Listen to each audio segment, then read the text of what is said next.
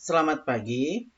Pada pertemuan hari ini, kita akan belajar materi baru dengan pokok bahasan Sistem Hukum dan Peradilan di Indonesia. Sebelum membahas sistem hukum dan peradilan Indonesia, Bapak akan menjelaskan pengertian hukum yang didefinisikan oleh para ahli. Yang pertama, pengertian hukum menurut Immanuel Kant. Hukum adalah keseluruhan syarat yang dengan ini kehendak bebas dari orang yang satu dapat menyesuaikan diri dari kehendak bebas yang lain menurut peraturan hukum tentang kemerdekaan.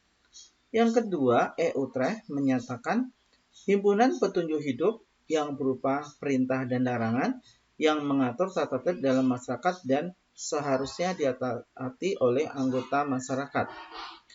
Kemudian JCT Simorangkir dan Woryo Sastropranoto menyatakan peraturan-peraturan yang bersifat memaksa yang menentukan tingkah laku manusia dalam lingkungan masyarakat yang dibuat oleh badan-badan resmi yang wajib. Kemudian SM Amin menyatakan kumpulan peraturan yang terdiri dari norma dan sanksi-sanksi. Kemudian Mohtar Kussumatmadja menyatakan keseluruhan kaidah-kaidah serta asas-asas yang mengatur ketertiban yang meliputi lembaga-lembaga dan proses berlakunya kaidah yang berlaku dalam masyarakat. Pada materi ini, saya akan membagi sistem hukum nasional menjadi dalam dua bagian. Yang pertama adalah hakikat hukum, yang kedua tata hukum nasional. Kita awali dengan membahas mengenai hakikat hukum. Hakikat hukum saya definisikan sebagai berikut. Hukum secara umum yaitu seperangkat aturan yang mengatur tingkah laku manusia dalam kehidupan bermasyarakat. Kemudian unsur-unsur hukum saya bagi ke dalam 5 bagian. Yang pertama, aturan tentang tingkah laku manusia. Kedua, berisi perintah dan larangan. Ketiga, dibuat oleh pihak dan lembaga yang berwenang. Keempat, sifat mengatur, memaksa, dan mengikat. Yang kelima, sanksinya tegas dan nyata. Kemudian tujuan hukum saya bagi menjadi 4 bagian. Yang pertama, mencegah perilaku sewenang-wenang. Kedua, menciptakan suasana damai dan tertib. Ketiga, melindungi kepentingan masyarakat. Yang keempat, memberikan kepastian hukum. Kemudian, penggolongan hukum saya bagi ke dalam 9 bagian. Hukum itu sangat luas sehingga digolongkan ke dalam bagian-bagian sebagai berikut. Yang pertama, berdasarkan sumbernya. Yang kedua, berdasarkan tempat berlakunya. Yang ketiga, berdasarkan kekuatan berlakunya atau sifatnya. Yang keempat, berdasarkan isinya. Kelima, berdasarkan waktu berlakunya. 6, berdasarkan wujudnya. 7, berdasarkan bentuknya. 8, berdasarkan cara mempertahankannya. Yang ke-9, berdasarkan luas berlakunya. Kita akan bahas satu persatu. Berdasarkan sumbernya, hukum dibagi menjadi undang-undang.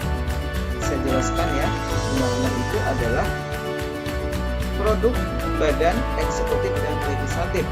Contohnya, Undang-Undang Nomor 39 Tahun 1999 tentang HAM. Yang kedua, traktat. Traktat itu adalah hukum yang lahir dari perjanjian, baik sifatnya bilateral maupun multilateral. Yang ketiga, jurisprudensi, artinya keputusan hakim terdahulu dijadikan keputusan hakim sekarang untuk perkara yang sama atau sejenis. Kebiasaan adalah hukum yang terbelah dalam masyarakat yang sifatnya tidak tertulis.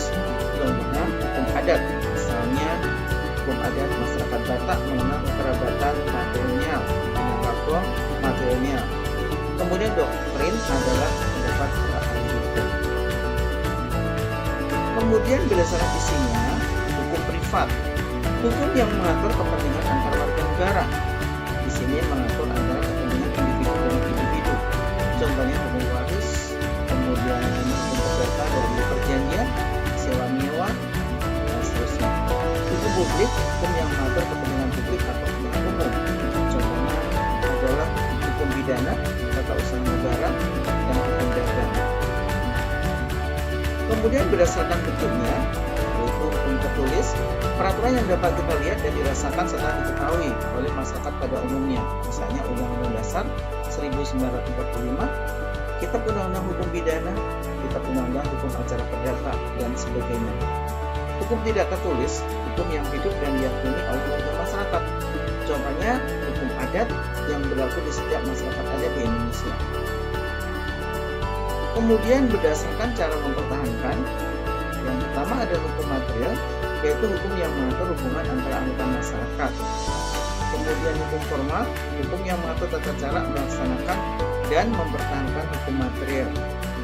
Lalu kemudian berdasarkan waktu berlakunya, ada ius constitutum, yaitu hukum yang berlaku saat ini pada suatu tempat dan waktu tertentu. Ius constitutum sering disebut dengan hukum positif. Yang kedua adalah ius constituendum, yaitu hukum yang ditetapkan pada masa yang akan datang atau hukum yang sedang dicita-citakan. Nah, contoh dari ius constitutum misalnya Undang-Undang Dasar 1945, Undang-Undang tentang HAM, Undang-Undang Nomor 39 Tahun 99, Undang-Undang Dasar 1945. Banyak sekali contohnya. Lalu kalau ius constitutum, karena hukum yang masih menjadi cita-cita dan belum menjadi undang-undang, misalnya berbentuk rancangan undang-undang. Kemudian berdasarkan tempat berlakunya, ada hukum nasional, hukum yang dibuat oleh negara tertentu dan hanya berlaku dalam batas wilayah tertentu. Misalnya mengenai batas wilayah negara itu berdasarkan aturan yang dibuat oleh negara dengan persetujuan masyarakat internasional. Nah, kalau di sini hukum internasional, hukum yang mengatur hubungan antar negara. Contohnya hukum perjanjian yang dibuat oleh antar negara atau banyak negara. Jadi di sini menyangkut kepentingan banyak negara. Kemudian berdasarkan kekuatan berlakunya ada hukum yang sifatnya memaksa. Aturan hukum yang dalam keadaan konkret menjadi prioritas untuk dilaksanakan. Ya, ini sifatnya memaksa dan jika dilanggar dikenakan sanksi. Hukum yang sifatnya mengatur. Nah, aturan ini dapat dikesampingkan para pihak yang bersangkutan sebab ada aturan lain yang berdasarkan para pihak yang membuat perjanjian.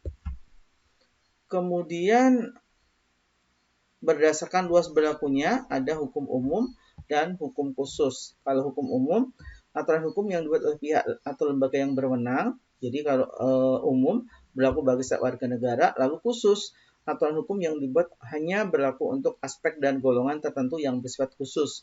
Contoh hukum khusus ini ada misalnya hukum Islam. Itu hanya berlaku bagi warganya yang beragama Islam. Sebab ini hanya mengatur sifatnya khusus untuk golongan agama Islam. Contohnya mengenai hukum perkawinan tentang rujuk, talak, kemudian hibah, masa idah, dan seterusnya.